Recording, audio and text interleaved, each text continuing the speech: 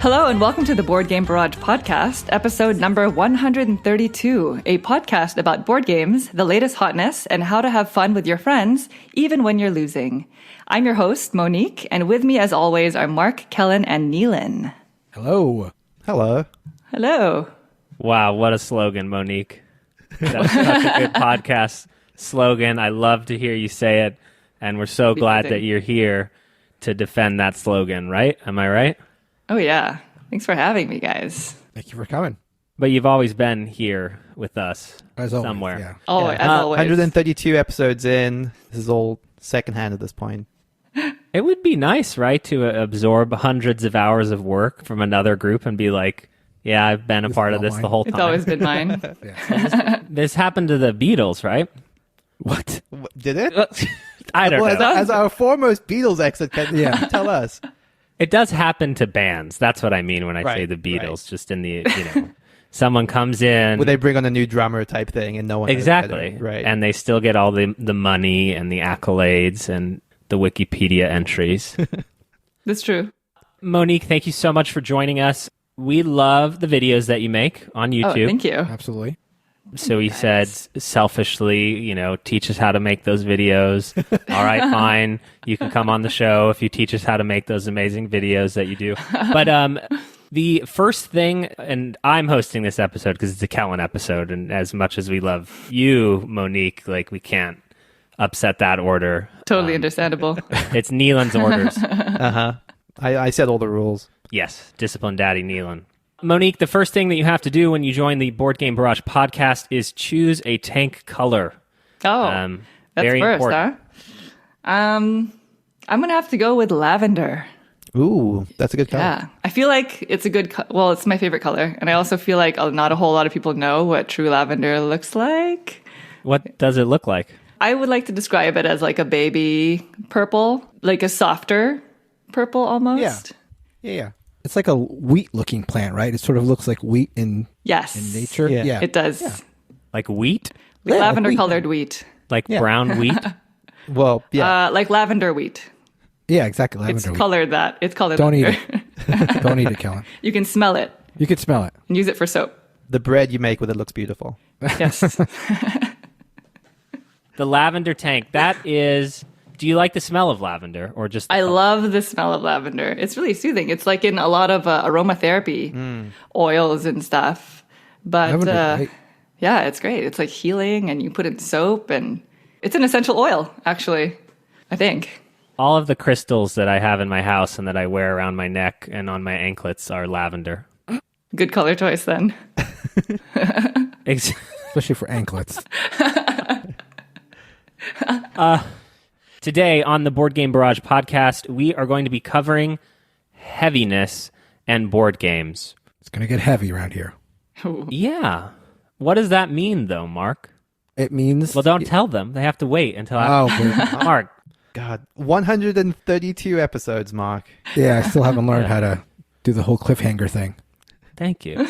I watched a lot of your YouTube videos this week, and sort of the tension point for me, I was like, is she actually this kind? Or is it... So answer that question, Monique. So let's start there. If I'm How kind are you? Well, first of all, I'm surprised that you thought I was kind to begin with by watching those videos.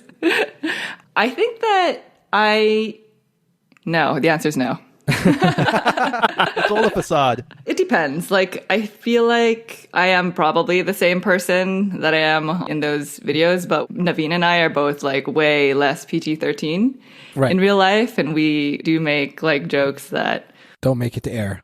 yeah, they don't make it to the air, and like we'll cut out some words. But in general, yeah, we're both who we are. And Naveen is like way nicer than I am, by the way. That's one of the reasons why I'm with him, because he's really, really nice. I first met you guys at the local Strategicon trades. That's right. Yeah.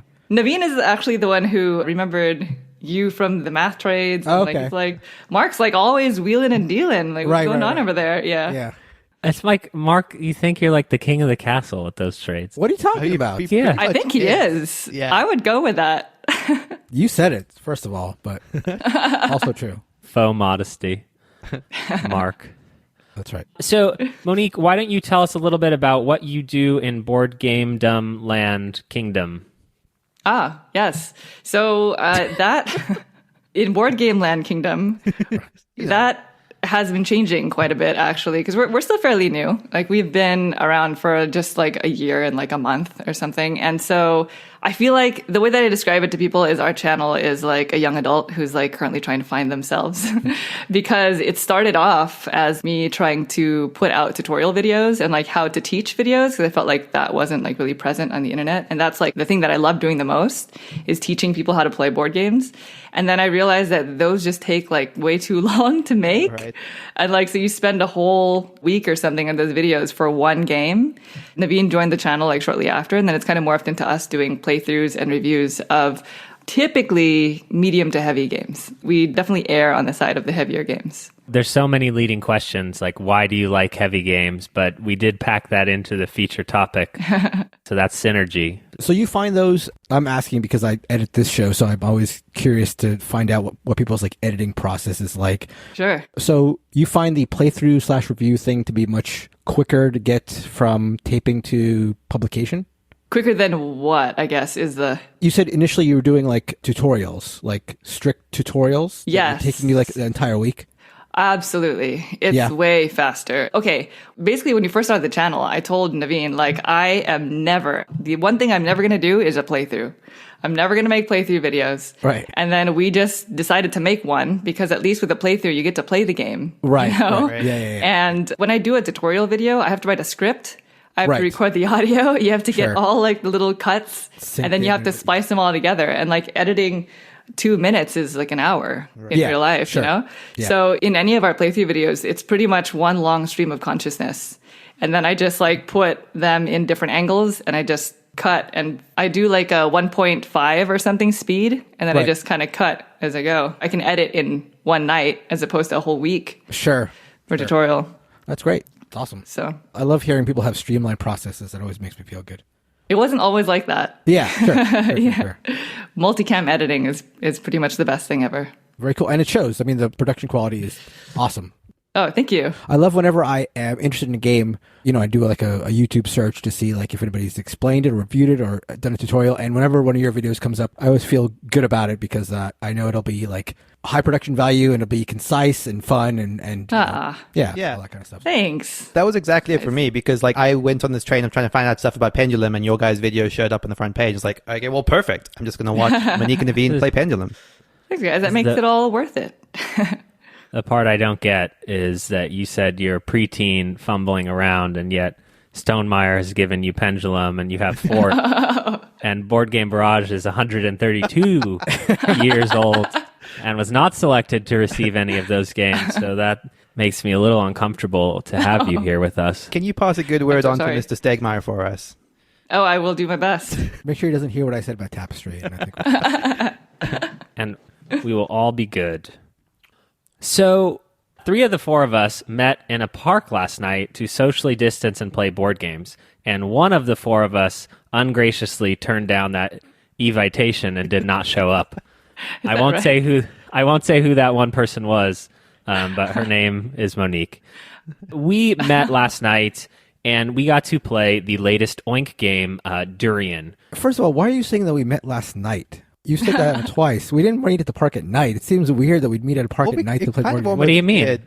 What's wrong with meeting in a park at night? To play board games? Yeah, what do you play an Oink game? Fine. First of all, it's not accurate to what actually happened. When does the night start, Mark? Do you not remember playing games by the light of cell phones, Mark? That is a very real thing that happened. Thank you, Neelan. I disagree with this. Okay, go ahead. When you meet somewhere at 5 p.m., it's under the cover of night.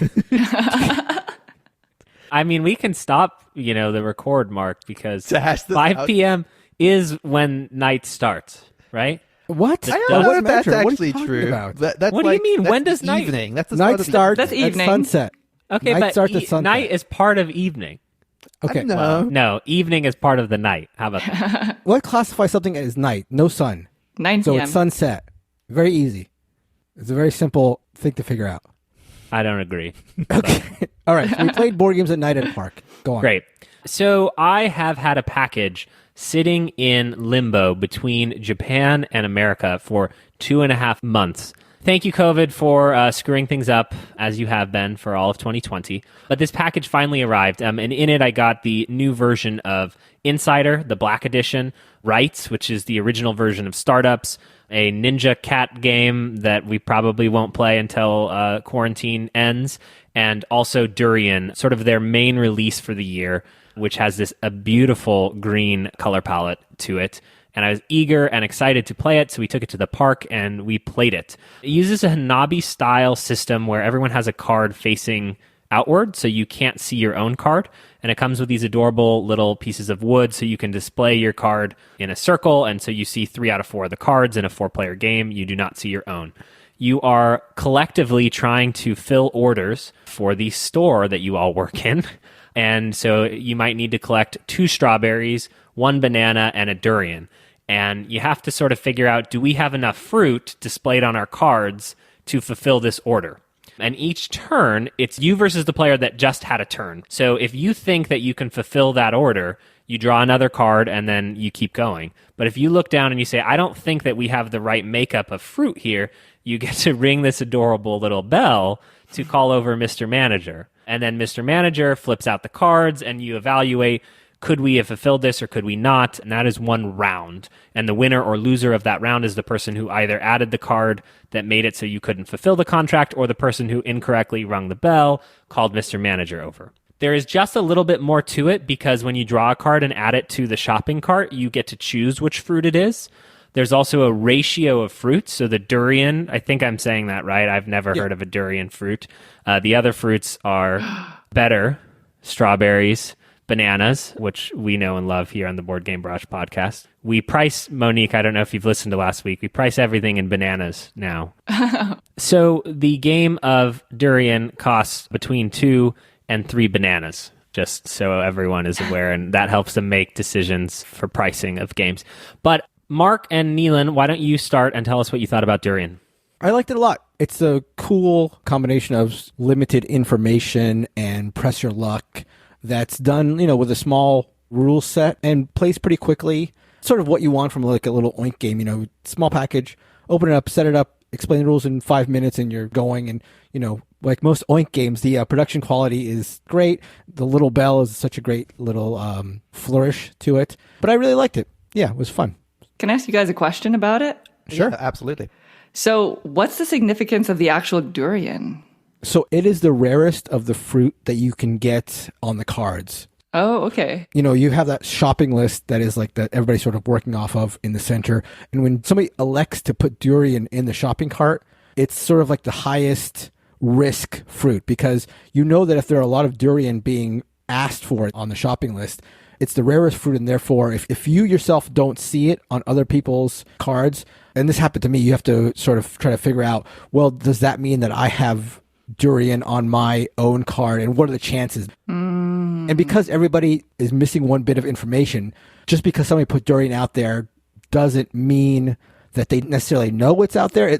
Everybody is working off of imperfect information. So just because somebody's done something, you can't necessarily think that they know something for sure. It tended to lead to like the biggest moments in the game, because like Mark said, like someone puts 3 durians out on the board and everyone's reaction is like, that seems like a lot. And they're either like doing it deliberately to like bluff everyone, or it might just so happen that one person has the 3 durians and doesn't know, and then there's fun stuff you can do with that as well. Happened to me. Exactly. I saw 3 durians come out. I saw no durians on anybody else's card, and I was like, what are the chances that I have like probably the only triple durian card in the stack?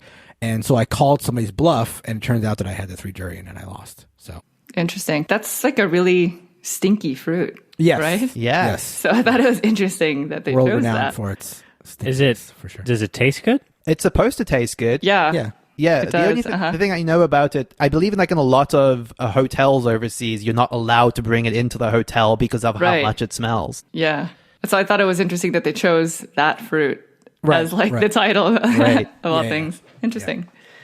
There are also 3 sort of monkeying around cards, which are funny because you may think that you have some good fruit on your card, but actually it's the monkey card that means you have no fruit. And so if you combine that with sort of what Mark was describing, you could bluff them big. They see no bananas out and you're the next player and they put 3 bananas into the shopping cart and suddenly you assume that you have those bananas, but actually you've got nothing.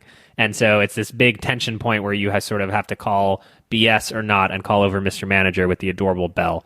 I enjoyed this one a lot. It is beautiful to look at. The production is fantastic. I want to play it more. It scales from 2 to 7 players. I would never play this with 2. That would be absurd. I also think that 7 would probably be absurd. Yeah. The rounds would go quicker, but it'd be too much downtime, I think. Yeah, you're probably right with that. But I do see having 6/7 of the information, making it quite different as well. Yes. That's interesting.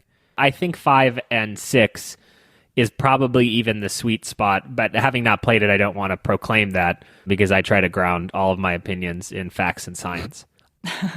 So this landed really well for me. I'm very excited to keep playing Durian, keep it in the collection. The disclaimer here is that I think I can firmly say that I collect Oink games even beyond just owning them because they're games. So I'm the most biased source, though I did pay exorbitantly to import it from Japan. So that is Durian from Oink Games. Nice. Monique, what have you been playing? Well, yesterday we had a game-a-thon. Last night, that's right. How late into the night was it? Oh, yeah. When Mark, did you why start aren't you? playing? Yeah, thank you. Yeah. Get her. Well, I trust Monique. Oh, thank you. To answer your question. Yes. We played until 5 a.m. The 4:30. See, that's clear. That's no longer the night. It definitely There's the sun traversed out. the night. We went from 2 to 4:30. I would say the preponderance of her game playing was during the night. If she ended at 4:35, I think that's pretty clear. I would agree. Yeah, Preponderance of evidence. that's me. I'm throwing out legal jargon. There was no sun outside. If Yeah. that helps clarify things. That is the ultimate clarification of whether or not it's night. That is the big thing. Yes. Who can say, though, at the end of the day? So one of the games that we played was a game called Animal Kingdoms. And this is a game designed by Stephen Armini and published by Galactic Raptor Games. It's technically an area control game. And basically the way that it's played is there are 8 different suits and all of the suits are different animals, right? So it's called Animal Kingdoms. Each suit is numbered 1 through 8. And there's actually a board that shows 5 different kingdoms. And so on each kingdom, there's a different decree card that'll tell you placement rules. So for example, you can only place owls and tigers in this kingdom. Or in another kingdom, it'll say you can only place the same number as the last cards played in all the other kingdoms. So there's a lot of a variety. There's a whole stack of these decree cards, and each one has one on them. And also each kingdom has a score token for whoever wins first place in each kingdom per age, and it's increasing value. So the game is played over 3 ages, and we're basically taking turns playing our hand of 4 cards to these different kingdoms, obeying the placement rules. And each time you play a card, you place out a control token. And so these kingdoms have different amounts of capacity for the control token. Some of them only have 4, some of them have 8. And once everybody's dropped out of the round, then you go in clockwise order, seeing whoever has the most of these control tokens in each kingdom. That person gets the first place points. And so it's interesting because in certain areas you can tie, right? In an area that only has 4 places, you can definitely tie. And ties are won by battling. You have 4 cards left in your hand to start this part, and you battle by just simultaneously selecting a card from your hand, and whoever plays the higher card wins that first place, and 1's always beaten 8, which is the highest value card. And if you lose, you get a consolation +2 battle chit to use for a future battle that you can use for the very next kingdom if you're in a battle.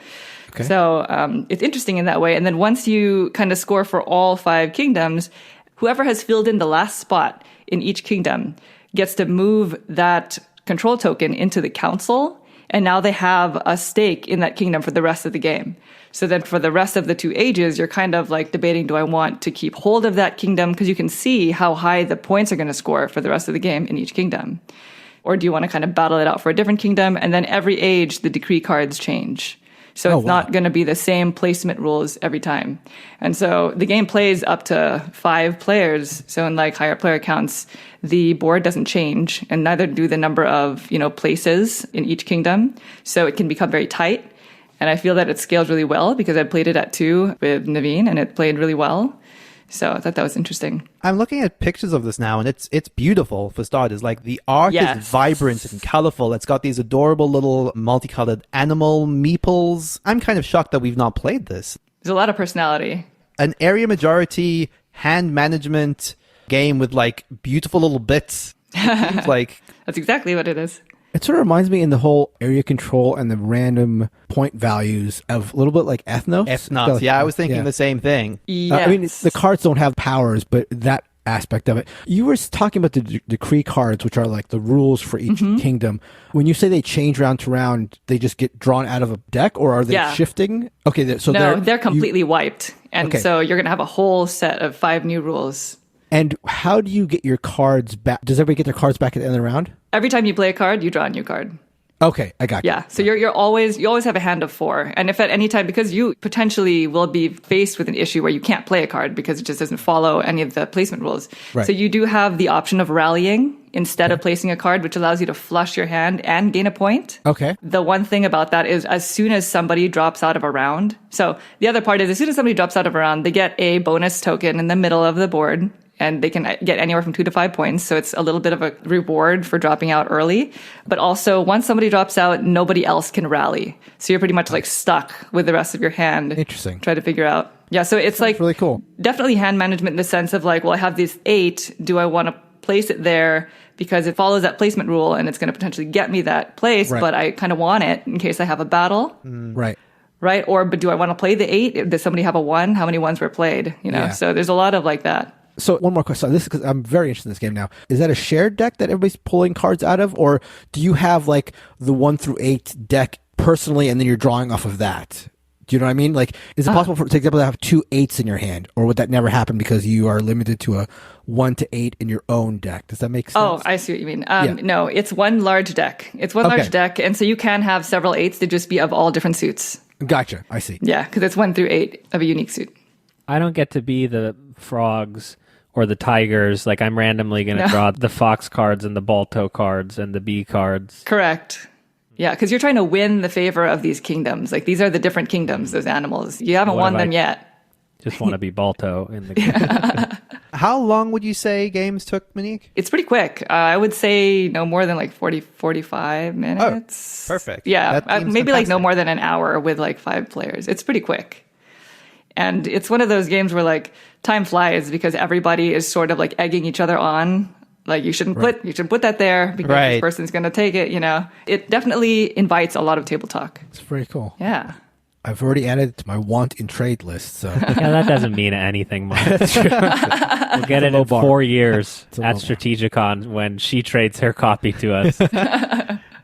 And that's Animal Kingdoms by Galactic Raptor Games. Sounds very ripe for a Pokemon retheme. Oh, yeah. Oh, actually, I could see that easily. Each of the different kingdoms or the gems around the board. That's what I'm saying. Yeah. Sometimes when I'm nervous, I hold a little Pokemon figure off camera. That's like a combination of characters, though, right? That's great. Yeah. It's the 3 starters from the new generation. That's not a very good game, unfortunately. Rest in peace, my childhood. Neelan, what have you been playing this week? So I have, after a disastrous first game at BGB West of Brass Birmingham, I've returned to Birmingham to have a second game of this online. So this went substantially better. For those that don't remember, the first game was mired by playing this at night. At night, yes, thank you. As a store was closing, under pressure, being told, hey guys, everyone has to leave in 20 minutes. And we're like, we probably have an hour left of this game still to go. It was the first time I had learned it in a noisy environment where I was ostensibly like hosting an event. So it was just kind of not ideal at all. Certainly not the best place to play a game as heavy as Brass for the first time. Brass Birmingham is briefly a heavy economic game where you are placing depots of different goods throughout the south of England. And you are using iron and coal, which is on the map, in order to supply your sort of network. So you're creating like canals and trains in the 2 eras of the game. The game cleanly divides into 2 halves. The first half, you're only able to place canals, and there are limitations on some of the things you can do. In the second half, you're only allowed to place rail, and new options like open up. It is quite a heavy game to explain. There's a lot of very precise specificity to when you're able to do things. You can only take coal if your network is connected to a coal mine. You can only take iron if some is available anywhere on the map. And like internalizing all of the nitty-gritty is something that I found very hard to both learn and play in the first game. And removed from that in the context of an online game with people I was sort of more comfortable with, a little bit more relaxed, a little bit more time to sort of understand and appreciate what I was doing, it went substantially better. I enjoyed it a whole lot. I didn't win, but I was competitive. In fact, we were all pretty close at the end in the 3-player game. I really, really liked that game to the extent that I almost immediately went out and bought the deluxe version from Roxy's website. Oh, wow. It is a game that I am so now excited to play with all of you, frankly. Kellen, especially, I'm very curious to get your take on it because there is a degree of interaction to this game that I don't associate with heavy Euro games of this type. Everything feels cutthroat. Whenever you place a thing, you are usually using resources from the board that might be other people's. So, Kellen, you might place a beer barrel down, and then on my next turn, I use it. And that's kind of what you want a little bit, but it may not be what you want at all, but you sort of just have to live with it. It never feels like targeted because I'm just using the resources that are available to me. And it usually gives the person who's giving you the resources a bonus. Exactly. You've used, they're paid for it. They get some sort of benefit, but they may have been putting that out for their own use. Or and that's exactly it, because that is almost entirely what the game is in some extent, is setting up these resource repositories so that people use them, but it may not be exactly when you wanted them to use it, and it's so good. Yeah, I love it. One of my favorite games for sure. And the new Roxy production is beautiful. Beautiful. Gorgeous. The iron clay chips are wonderful. So yeah. That's a marketing term that you've been suckered into saying. Monique, have you played this? Yes, I've actually played both, but I can't for the life of me remember which one's which. Is this the one that's the more recent one? Yes, Birmingham is the one that was the revised one. That it has like wrong beer. Yes, exactly. Yes. Okay.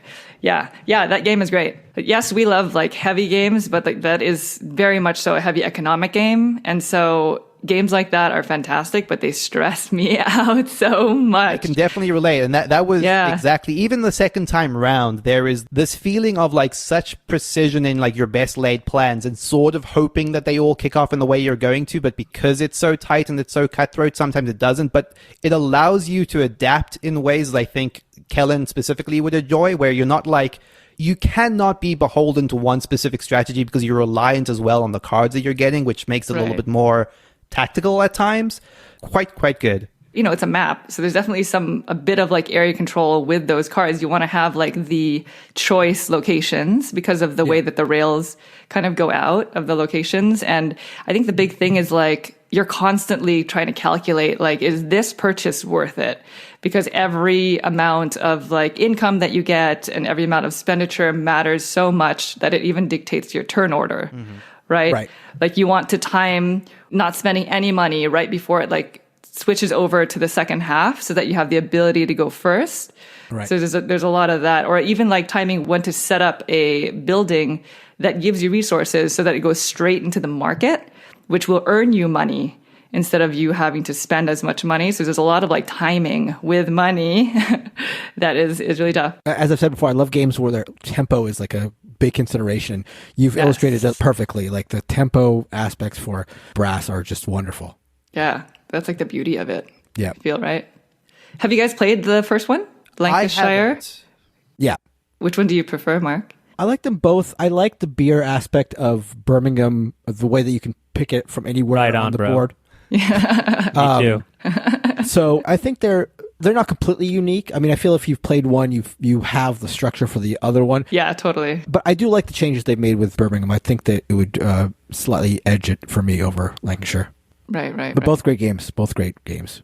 It definitely made me intrigued to want to try Lancashire just out of curiosity, because from what I understand, they're not dissimilar enough that I probably would hate Lancashire or anything like that. Right, exactly. Yeah. But I did like the idea of am I right in saying that Birmingham is considered slightly more streamlined? Yes. Yeah. Okay. Yeah. Yes. Yeah. Because I can't imagine a less streamlined version of it. I guess what I'm trying to say. And it's not significantly. Okay. It's not significantly so. Yeah. It's just little things. I think in Birmingham there's you can take a wild or something about That's the wild. Right. Yeah. Right. The wild cards. Yeah. Yeah. Or a little looser. Yeah. Yeah. But cool, yeah, I think that is all I want to say about Brass Birmingham, except that, I mean, it's going to become a quick favorite for me. Like, genuinely, just even based on that second play, like, I'm so excited to play more of it. I really, really, really dug it. That's Brass Birmingham. What a journey you went on, Neelan. Yes, exactly. My recollection of that journey is you sending me a Discord message and saying, should I buy this game? Talk me out of buying this game. And I said, well, are you going to play it in the next 6 months? And you said, probably not. And I said, so don't buy it. And then next thing I know, in the chat room, you said, I've got a game coming and I don't know what game it is. Oh, it's Brass. Yeah. That is the journey that I went on, Neelan. I caved, but yes, thank you for sharing that journey with me, Kellen. You're welcome. I was just getting so lost in the depot. What is a depot if not a Home Depot, right? The train depot is, I think, the origin of the word. It just be like a Is that storage what it is facility in for a train. Brass? Yeah. Well, I don't remember it in the context of Brass, but Why isn't it a warehouse where trains are stored? Why is it a depot? I think that's just one of those things. It's the beauty of language, Kellen. It's just one of those things. Well, I mean, I think I don't know where the word comes from. Well, don't look it up. Oh, well, I'm Is it looking truly called depot? Like in the it's called depot?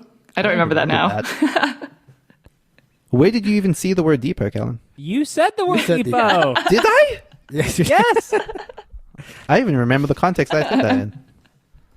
That's what I'm saying. I think he meant it as like a general storage Yeah. facility unit of peace. That's right. Oh, you're being very, very kind to him, Monique, because he doesn't know what the hell I he genuinely meant. don't even It's in my remember saying nature. it, which is hilarious. Anyway. Let us jump right in. Brass Birmingham is a good transition to our topic on heaviness in board games. This came up for us, one, because we know that Monique, aka the Lavender Tank, likes heavier games, but also I see a lot of discussion online about what it even means for a game to be heavy. And so rather than kind of being boring and just reading you a definition of what heavy board games are, I thought we'd do a little roundtable on sort of what it means to us. I think the true answer, and maybe we'll get there when we get there, is that it's not really any one thing.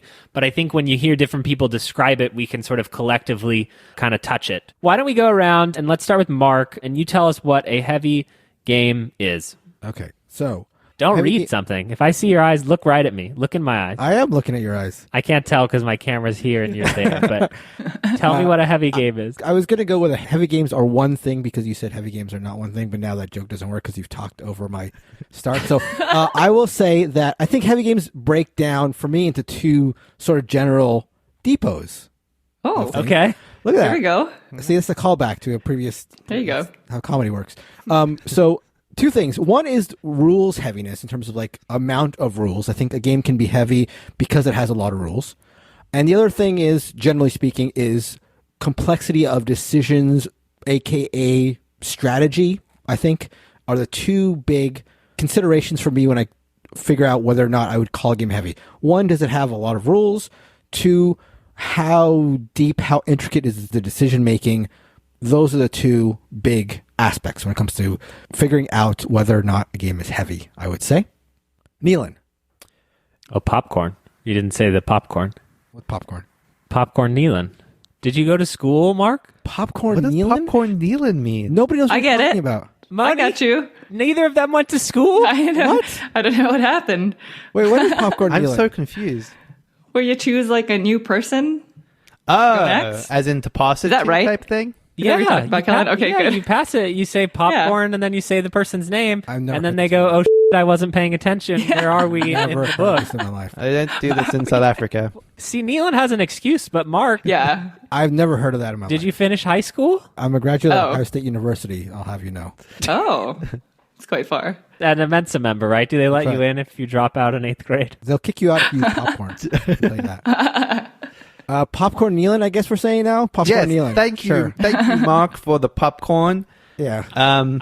So heavy games to me, I feel like Mark pretty much covered it from my perspective as well. I think that the second consideration that you made, Mark, is the one that's interesting to me because that question of whether a game is like strategically heavy has never really sat well with me, but I get the necessity of it. Like, I don't think that all games that we consider heavy games are purely through breadth of their rules. Like, a game like Tigris and Euphrates is maybe a good example of a game that even if you did internalize all the rules, you're going to get destroyed very early on, and it takes a certain familiarity, and not even just about learning the systems, but there's a lot to internalize in that game before you can even start to become competitive at it.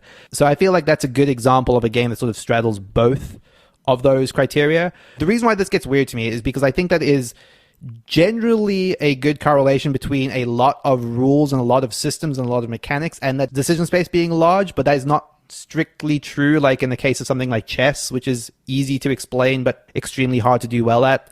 This is a weird one to sort of talk specifically about, I think, in the context of where I would decide if a game is heavy. It kind of is almost is like I would have to sort of see that game play out with multiple people before I could even decide if it is sufficiently heavy, if that makes sense. All right, who are you going to popcorn? You got a popcorn. Oh, sorry. Popcorn Monique. Oh, hi. You guys pretty much nailed a lot of the one definition for heavy. But I think for me, what it comes down to is, and this is part of the reason why people feel, or to me at least, why people feel like if a game has a lot of rules, it's considered heavy, is because specifically a heavy game is a game that has specifically the amount of variables that you have to consider when making a decision. Right. And so whether that be all of the excess rules or whether it be the changing state of the board or the amount of dependency each mechanic has one over the other, that to me would constitute like a heavy game. And a lot of people think like, oh, it's a heavy game if it's long, but that's not necessarily true. Like there are games like Motainai, right, which is a card game with actually not that many rules, but quite a lot of variables to consider when you're making your decisions. That variables classification is really interesting. I really like that. The variability can come either from the amount of rules or from the decision space when it comes to the game. That's really interesting. Right, or like what that. the game itself is kind of forcing the people that are playing it to do, whether it be to the board or mentally with each other. Yeah. Right? That's very interesting. Yeah. I like that. Yeah. Oh, thank you. So you're popcorning. I'm going to No, popcorn popcorn Helen. myself. I'm running this episode, Mark. You understand how the teacher does popcorn? He doesn't. Popcorn is bestowed upon the kids in the class. Okay, the teacher doesn't get popcorn. Okay. Mark, jeez. Okay. Popcorn Kellen. Oh my god. 3 versus 1. I love it. So, heaviness, as described by BGG, is sort of on a 1 to 5 Wait a second. scale. I thought you were talking about What happened to Kellen? I memorized this. I said You have to popcorn break into Webster Kellen. defines heaviness I'm looking as right at you. Oh my god! It wasn't popcorn BGG. I know exactly. Jeez, Louise. And so there's a traditional scale for heaviness on Board Game Geek that goes from 1 to 5, with 5 being the heaviest, with sort of the fulcrum being right around 4 in terms of games like Twilight Imperium, sort of topping out past 4, and that kind of being an over-under space. City of Big Shoulders sort of residing right under that 4.0 line. I do think, Monique, that the point I want to concur with the most that you said is that a lot of people conflate length with heaviness, that it's so long. Because one of the things that I associate with being heavy is how tired I am after I'm done, how mentally tired I am after I'm done. And sometimes that happens just because the game is so long, right? Like sometimes it's 4 hours later and I'm like, dear God, why did we do that? But there are other games where it is literally calculation after calculation is happening on sub turns and on other people's turns, and you're having to pay attention to what everyone is doing and also do your own math and their math. And that is physically tiring, and to me alludes to that heaviness. Christina and I were talking about heaviness, and I think the easiest way to describe it, and she laughed at me, is that like heaviness is the opposite of lightness. Oh. And in board gaming, it's like very easy to say like, okay, this game is light, and it's sort of like, okay, so what happens when we go away from that? And for me, for Kellen, you have to justify. I think I'm going to be the one saying like games are too heavy predominantly, because for me, you have to justify every point up you push on that scale for me to enjoy it. I think there's a lot of interesting discussions to have in heaviness, and we'll get into it. One of which that I think we can talk about real quick is like the world right now, it's harder to play heavy games. Yeah, I would agree with that. Right? It's a hard time to be alive right now. Yeah. And the ability to sit down and say, I'm going to spend 2 hours and use all of my brain power to do this game, like that's hard. I don't know that I've done that in a while. Yeah, I mean, I can absolutely concur with that. Like, I feel like if it's not asynchronous, I've just lost. Like, Brass is actually probably the only heavy game I've played in real time online at all since the start of quarantine. Yeah, I'm not sure what it is for me, but I agree. For whatever reason, I don't know if it is just the state of the world or what it is, or the lack of face-to-face interaction, because one of the reasons I play board games at all is to have the interaction. Heavier games just seem less appealing to me, even though I love them. But for right now, I've just been drawn less to spending, 3 hours. Maybe it's the fact that I'm going to be spending, 2 or 3 hours on a computer playing it with people online. It becomes more of a puzzle than an interactive thing. There's something abstracted about the interaction there, so it becomes less interesting to me, I think. It's a lot of the opposite for us over here. Actually, this is the most frequent we played heavy games was during this pandemic. And I don't know if it's because we work in healthcare or whatever it is, but I feel like heavy games for us is a way to kind of get your brain locked and lost into something else that's not everything terrible happening in the world for an extended amount of time. And for us, it feels like we're building something, like our brains are being constructive, even though we're not, because it's a board game. But sure. The amount of energy you're using is actually going to something. And by the end of this 3-hour ordeal, you have an experience that you've just created together during this time of crap, basically. And to be fair, it's a lot more accessible for us to do this because we are live-in board game partners. So for a lot of people, they don't have that kind of luxury to be able to just set up a game on a Saturday night, right? And then after you're done, your brain is spent, you put on the lavender incense and you just sort of chill out, right? It's a magical combo, yes. That's right. Why don't we go around, do a round robin, a little popcorn session, saying the favorite heavy game that you really enjoy. So this is sort of your top 10, your top 20. What is the heaviest game that you have there, and what do you enjoy about it, and how many bananas does it cost? Popcorn, Neelan.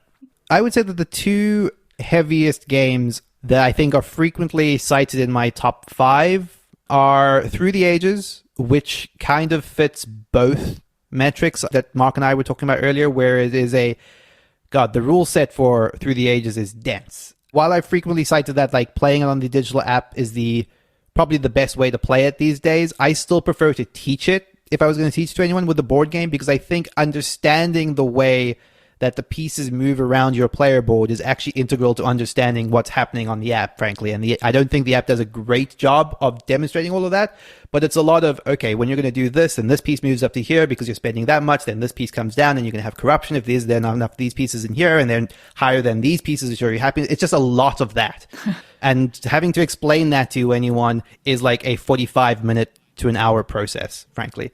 But then on top of that, there is also such a depth of strategy to it that I can confidently say without a shadow of hesitation that if I were to play anyone that was playing for the first time, I would beat them. There's not even a question, because there is... So it's all about winning for you. Yeah, exactly. So this is why I teach new people to play it every week. But that comes from just how the game relies on you understanding all of its systems and understanding all of the cards in the system and how they interact with each other. It gives you such a large decision space, but it's a decision space that you have to know and understand a lot through repeated play to even be able to make anything with.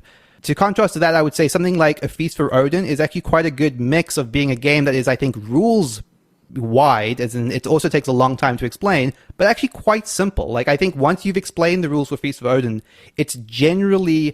most people be able to do it after having played one round of it. It just sort of flows naturally because the process of learning it is just learning all the spaces on the board. And then once you're past that, most of everything you're doing makes sense. Two things I want to say here that I think are important. Heaviness is a hard one because the more you get into the hobby, the scale moves for you individually. Yeah. Right. And so I think Neelan's sentence, Feast for Odin, is not that heavy. Depending on where you're at in your board game experience, is laughable, totally, right? Because it's extremely heavy. Absolutely.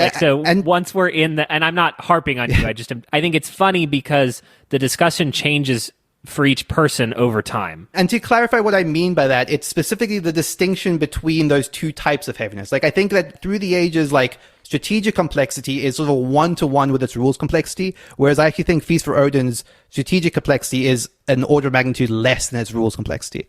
Yep.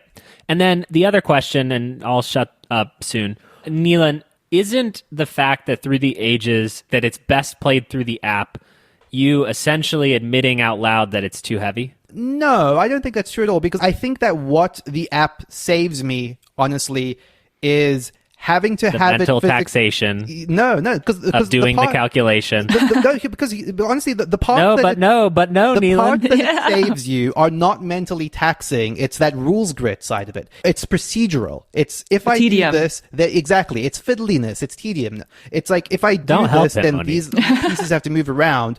And instead of having to do all of that by hand, like, it's just taking care of that. It also allows me to play it in a setting that is not 4 hours on a table. I can play it over days or weeks. It offers me more options, is basically what it boils down to. It breaks the barriers. It breaks some barriers to playing. Yeah. Literally physical barriers. Who's next? Oh, popcorn. Mark. So my favorite heavy games are, and these are games I've talked about plenty, I think, on the show, are the 18XX series. Oh. Ooh, is that you 18XX player, Monique? I'm an 18XX fearer. Oh, okay. I was an 18XX fearer until I tried them. And one thing in looking over the list of my favorite heavy games that I found interesting and sort of maybe why I like them is that I was able to get into them with people who were also getting into them at the same time. So I think one risk you have, risk maybe is too strong of a word or not an accurate word, but one thing that is difficult when it comes to getting into a heavy game is getting into them with somebody who is much more experienced in them. Because one of the things that is maybe a trademark of heavier games is that learning/skill curve. So if somebody who's played heavy games generally has quite an advantage. So, and that could lead to a not great experience for the more novice player. So the fact that I played all these games with people who are also getting into them at the same time, I think really led to a more beneficial experience and therefore, feeling for these games. So 18XX, Neelan mentioned Brass is one of my favorite games, and that's relatively heavy. Dominant Species is a game we've talked about, which is another heavy game that I enjoy quite a bit. And I think of my favorite heavy games, the one that has maybe the most rules side of the equation would be PAX Renaissance, which is a game that whenever I've played it, the rules are sort of what my brain is sort of crunching, and that's the sort of the heavier aspect of that game for me. But those are among my favorites. Popcorn, Monique. So I'm a big Vital Lacerda fan, and he makes a whole line of like these heavy games.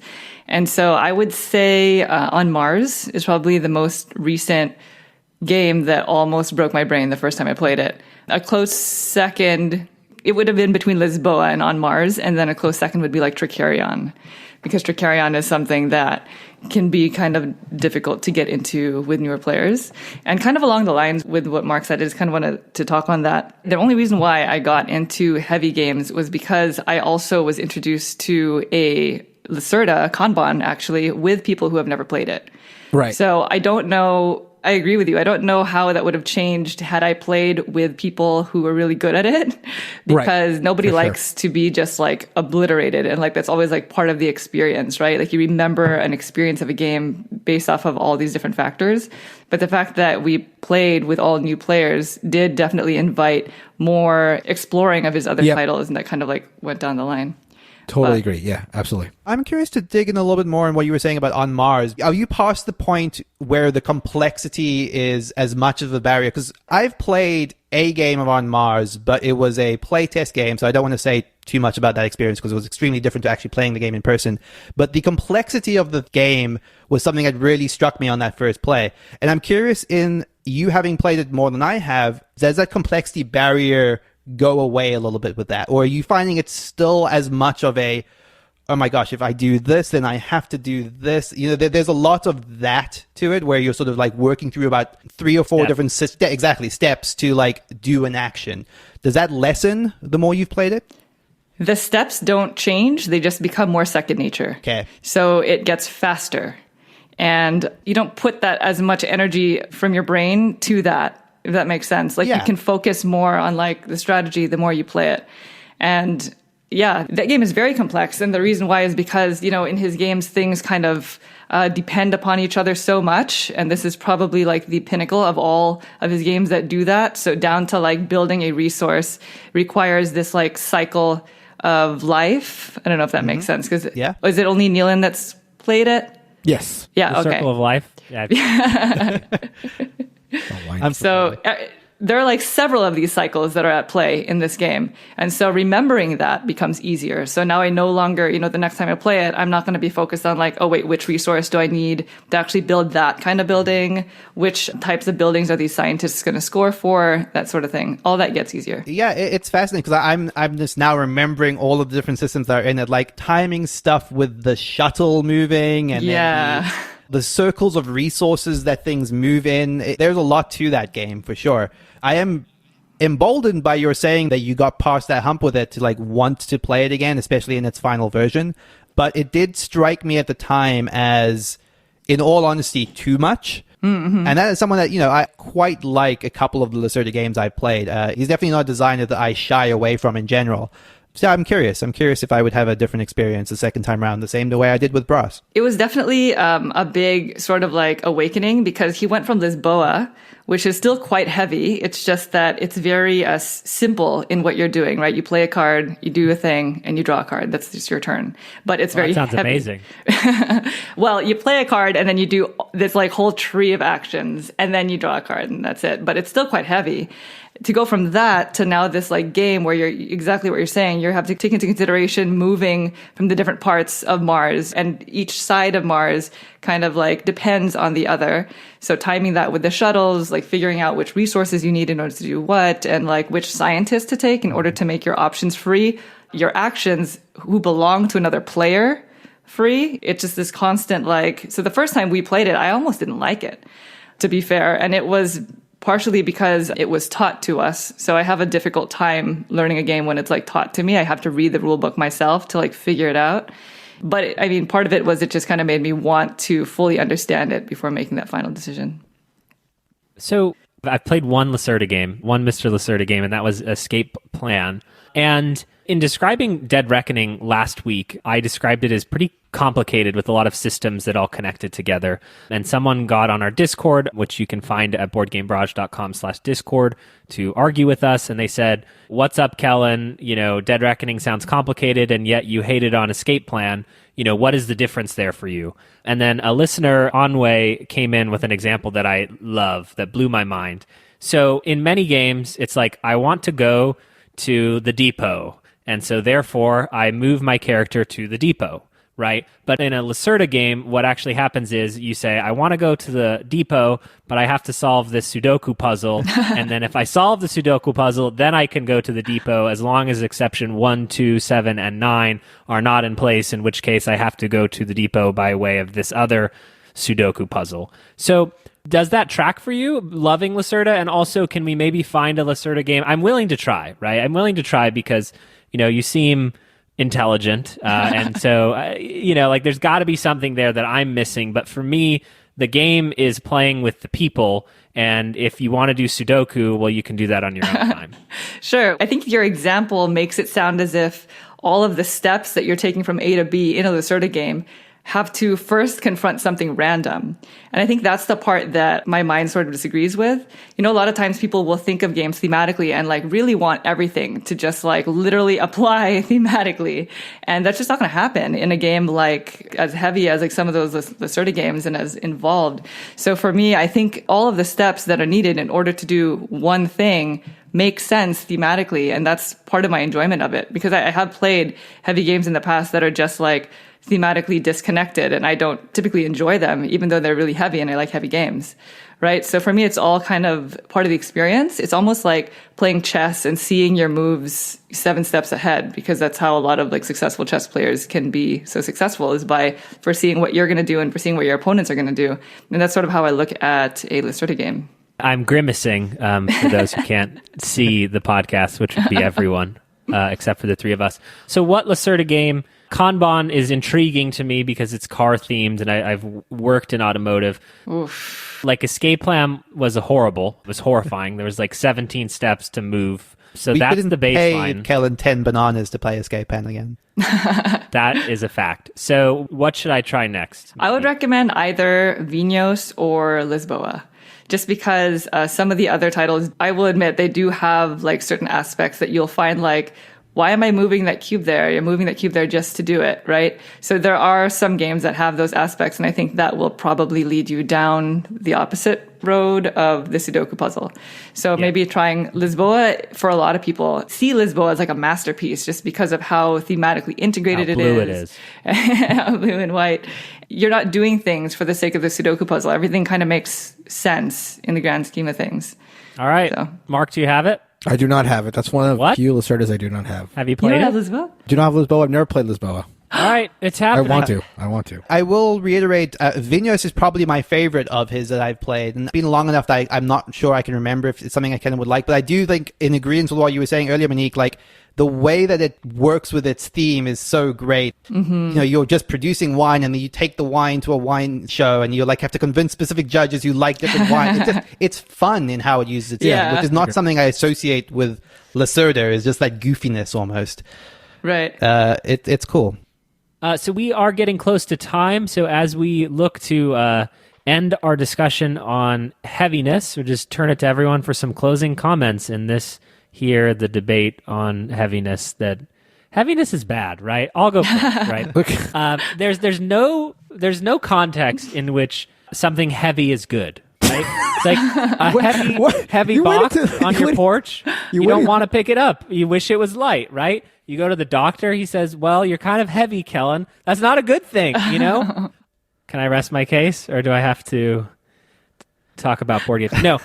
For me and mine, my favorite heavy game is Archipelago, but it is in spite of its heaviness and not because it is heavy. The systems in it do obfuscate the state of the board and do make it so you have to calculate certain things while you're playing, but really you are playing the other people. So, you know, as we talk about the depth of the rules versus the strategic depth in your decision making, for me, a game that errs on the side of Go is lovely, is wonderful, because there are 5 rules, you know, and then when you get to the other side of that system, which is Twilight Imperium 4th edition, it is literally 4 hours longer than it should be. The rule book has there are 2 of them, right? Because you can't have one to learn the game, and there are exceptions for every rule, and it does not justify for me itself. You should play Inish. You should play Cthulhu Wars. You should play Blood Rage. I could name 20 of these that you should play before you play Twilight Imperium 4th edition. That heaviness, to me, is just every inch, every half point must be justified. And that justification comes in the form of meaningful interactions and new ways to interact with other people. And I think that just gets to the root of what I, Kellen, like about board games, which is not sitting in a corner of a room doing Sudoku puzzles with one Mr. Lacerda and friends, you know, whether or not there is wine in the room, whether or not, I don't get it. You know, if we wanted to do that, we could do that right now, right? Let's all get out a Sudoku puzzle. We don't even have to talk. So what do you... Mark, okay, stop. I disagree. This is my closing statement. Do you know how closing statements work? All right, rest your case. And now the episode, we're at an hour and time. I'm done. If you want to shout so now. You say this thing about like if we wanted to do Sudoku puzzles, we would just do them. What are you talking about? Like I love Sudoku. That's actually a ridiculous statement to say. Like if we wanted to do a brain burnery thing, we all would just do them. Like this is a different animal. We're not sitting there breaking out. In many cases, it's not, though, right? Like there are a lot of these heavier games where what you do is quite independent from what they do, and the only difference being who gets to the thing before you get to the thing. But if we wanted to all do a brain burnery puzzle together, like say you want to do a brain burnery puzzle with your friends. Great. A level 99 Sudoku puzzle. So, I mean, this is what I'm saying. I mean, I just think that there are situations where you want to sit down and do something brain burnery with friends. You want to still be around them and joke with them and talk with them, but you still want to just do your own thing. And we're talking about more about multiplayer solitaire than heaviness necessarily in that case. But I just wanted to point out the absurdity of your argument. I mean, moving on. At the end, I said, right, it comes to the fundamental reason that you are there. Sure. And, you know, Neelan bombshelled me late last night and said, I'm not even sure you like video games or board games, you know. I didn't even and say like that. the second part. That was all you. That was implied. He looked into my soul, but I am there to engage with the people in a different way than I can spar with them. Like, for example, Mark, you know, a very light game, right, Yeah. would be I shove you, right? Okay. And then you Don't shove like me it. back. Okay, right? I like that part of the game. Now we're playing. Yeah. Right? That's play. That's a 1 on the lightness scale. And like Okay. everything you add has to justify itself beyond that. So, okay. That's the starting So point. to clarify, Kellen's ultimate ideal pure game is a game where I shove you and you shove me back. That's like Perfect. that's where we start as a baseline, and then we have to justify improvements to that. Absolutely. Okay, great, lovely. Moving on, I will say that I just wanted to shout out to the mogul scale. This was something that was cooked up by the Gaming Moguls podcast, and I just think it sort of encapsulates the idea of the two sides of heaviness wonderfully. So what they do is they have a 1 to 5 point scale for rules heaviness, and then an A to E scale for complexity and decision strategy. And so forth. So a game that might be a 1, which is light in terms of rules, A, which is light in terms of strategy, is a game like Telestrations. And a game that might be a 1E, so light rules, heavy strategy, would be like Go. And then all the way to like a game that's heavy rules and heavy strategy, something like High Frontier, which is like a simulation of launching a spaceship designed by Phil Eklund, who was an aerospace engineer. And it's very like technically sound. So it's a great like sort of way to describe the heaviness of a game while encompassing both sides of that rule/strategy coin. I guess my takeaway, and it sort of kind of ties into both what Mark and Kellen had to say, is that heavy games sort of comes with a reputation right nowadays. It's probably part of the whole reason why we're talking about it today, is because there are a lot of like maybe stereotypes or things that maybe act as barriers for some who say, I don't really understand like what the point of playing these heavy games are. And I kind of just want to speak on what Mark was mentioning with the mogul scale, is heaviness comes in different faces. Right? People think that it's a lot of rules. People think that it's a really long game and oftentimes dry. But I would argue that a game like Arboretum can be felt as like a heavier card game. Or I keep on going back to Motainai because if any of you have played it, it's a game with not that many rules, but incredibly crunchy to play. And it's a card game. So, because for some people, it definitely acts as like, oh, I don't play heavy games because this, that, or the other. But right. I feel like, conversations like this are good because it can kind of open up doors for people to think like, it's okay. It's okay to know that this game is heavy, or to not even put a label on things as being heavy, right? I agree completely. I mean, first of all, the shout out to Arboretum, which is my second favorite game of all time, is perfect, because I agree with you completely. Like Arboretum on the mogul scale might be like a 1D or something. It's like a very easy game to get into, but every turn of it is like wrought with decisions and that sort of brain burnery sort of thing. And also when you're saying that barrier in terms of seeing it as something that is daunting to get over, I agree. In some games, again, with like a heavier rule set, are justifiably daunting for that reason. But it's sort of the way I felt about 18xx games before I got into them. It felt like a niche that was something that I could never get into. I felt like a sense of like lack of qualification when it came to like playing 18xx. Like I just thought it was like above me, or something I could not ever try. And I still think 18xx is certainly not for everybody, and completely justifiably so. I think there are some people who just will not like those type of games because they just don't like them. But I think that if you see a heavy game, or you learn about a game that's heavy and you think it might be too much for you, I would encourage you to, if you know somebody who maybe also is sort of into it, like trying something like that, to try it with them. Because I think that, again, for me, for 18xx and for the PAX games too, trying it sort of proves to myself that, I am capable of this and I find this fun, But I understand all the barriers. They all make sense. But if you think it's something you want to try out, I would encourage people to give those type of things a go. Absolutely. Like I think with the stereotypes, it's like a lot of people are thinking, well, I don't like heavy games.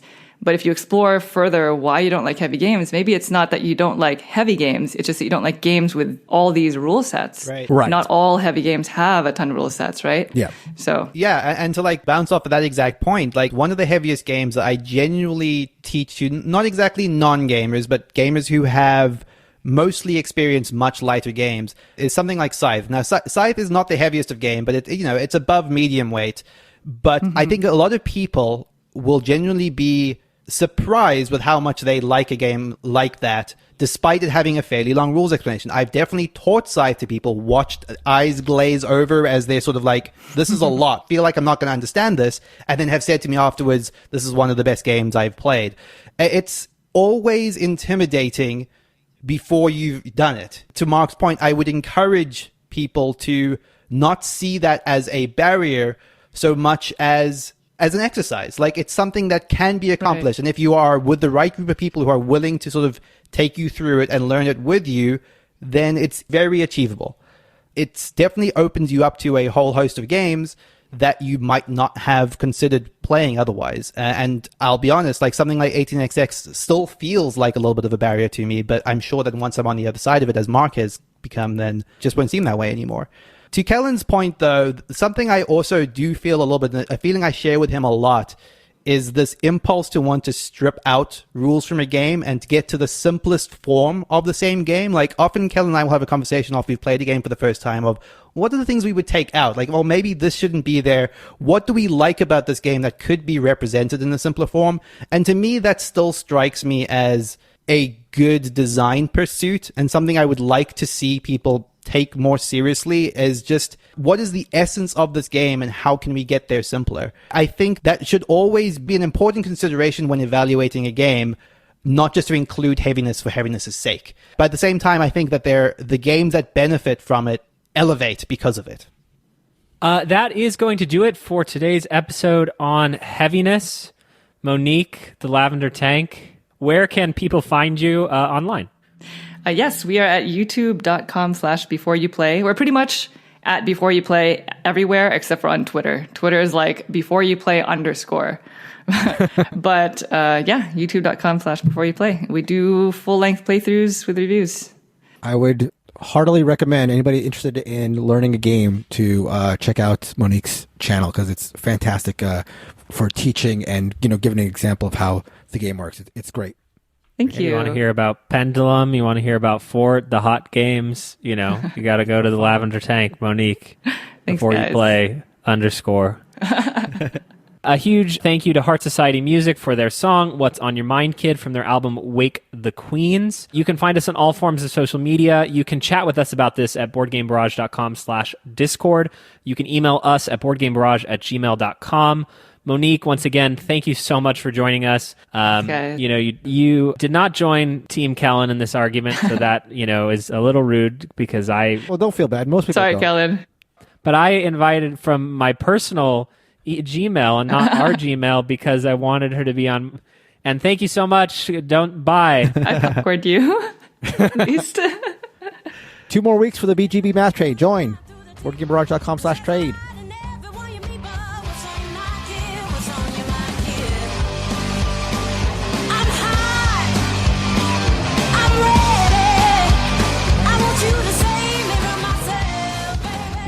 Like most like most Oink games, the production quality is. I always, and this question is actually helped me workshop at Monique, because I feel like you're a kinder human being than me. That was actually. Well, sorry, Mark.